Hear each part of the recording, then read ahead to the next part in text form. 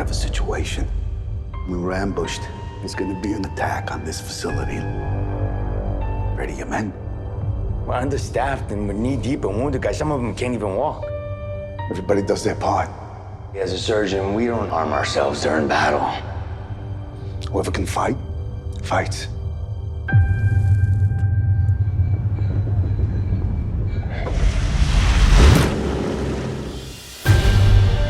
Catching up, kids, it's a lot different to witnessing combat. You don't know what's coming. So we just sit here and die? No, we keep fighting. You're soldiers! Arm yourselves!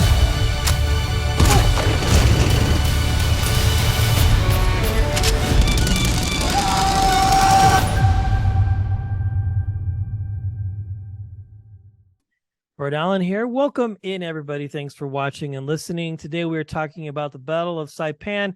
This is a very fantastic film. We're chatting with the director here about this movie. Brandon, thank you for your time. It's a pleasure to meet you. Well, thank you for having me. Well, okay, so this is a banger of a film. The cast is spectacular. Casper Van Dien, you can't go wrong with Casper. We've had him on the show before. He is just like one of the coolest people, but this is a great movie. I'm very curious because you've directed different things. What interested you in telling this story and attracted you to it as a storyteller and as a creative? Yeah, it's very, very, very, very loosely inspired by fact. So Yeah. It's a few years ago I had seen, I think on the History Channel or Hulu or some special, a story about a medic who was a dentist in the States named, I think Ben Solomon was his name. Yes. Yeah, and he was during the final banzai attack in the Battle of Saipan, he defended his hospital outpost from the invading forces, and I think he had killed something like 100 or so enemy soldiers. So it's a story that always just really stuck with me, and I like not necessarily the setting per se of it being World War II, but just the human story of just perseverance and throwing himself in the line of fire. Obviously, we couldn't do a direct adaptation, so Casper's character is essentially a proxy of Solomon. Yeah. Yeah, it's great. I've watched it a couple times. I mean, I just love a good war film. I mean, I think that's really what it comes down to. And you've done a very fantastic job presenting that. You know what I mean? And I think oftentimes, too, when directors or creatives set out to do these types of pictures, you can sometimes be met by challenges, sort of deciding how you're going to go about telling it, providing accuracy to a degree, but also making it fun. You know what I mean? And I think you've done a great job with that. Thank you. Yeah, I since it wasn't a direct adaptation, I feel like there was a little bit of room to sort of play with character archetypes and so on, which is where like Louis Mandylor's character and Jeff Fahey's character, Yeah. but they're all guys that have each seen different. Casper, who has not seen war.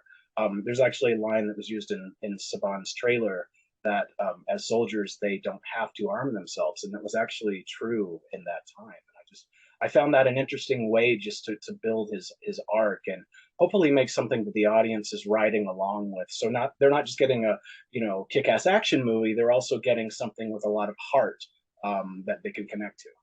Yes. Well, fantastic work. I'm very curious. You've sort of dabbled in different types of genres. Where did the journey begin for you, Brandon, as a storyteller? Probably seeing Star Wars as a very, very young person many, many decades ago.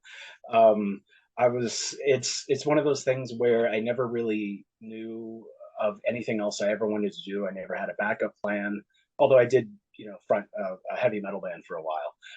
I was going to ask about that because I did see that out there, but that's cool that you mentioned it. It's really been a lifelong thing. And of course, especially as a director, it takes a while to kind of get where you're trying to go. Yeah. And luckily, I've been fortunate enough to have a lot of great opportunities in the past couple of years that really put me on a trajectory that I'm really excited about.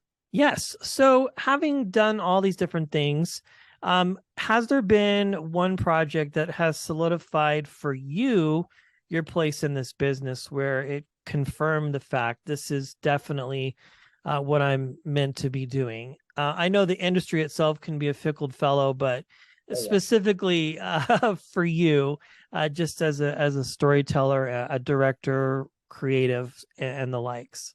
Yeah, there have been a number of the things that I've done in the past. Many of the first movies that I did, my partner and I had raised the money for, which is a very, very treacherous side of the business because Yeah. you have the mercy of who you license a movie to, and unfortunately, some companies aren't necessarily very transparent. So there's a lot of ups and downs, a lot of downs, and I would actually say that I really feel like this movie, and not just because it's about to come out, and another movie I did with Louis Mandylor called Breakout, that actually shot the month prior to Saipan, are really sort of my stamp and are the best examples of what my voice is, the style that I use, and what I'm trying to do. It's essentially a combination of very stylish John Woo influenced action and a lot of heart, because no matter how good your action is, if you don't care about what's going on, then the action sort of falls flat. So hopefully people resonate to these films and I can continue that. Well, I imagine, and last question here as we wrap, you've worked with Lewis a few times, Casper, different actors.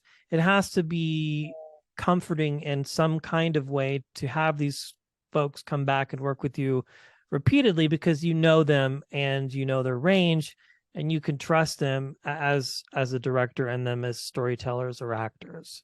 Absolutely.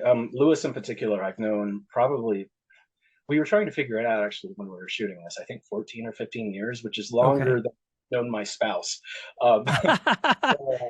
I just can't seem to get rid of him lately, but he's a fantastic collaborator. We really see eye to eye on a lot of things, and he's been kind of my rock in a number of these movies. Saipan in particular, Jeff and Casper, they were all familiar with each other, and so it just created this really infectious chemistry amongst not just the three leads, but everyone on set.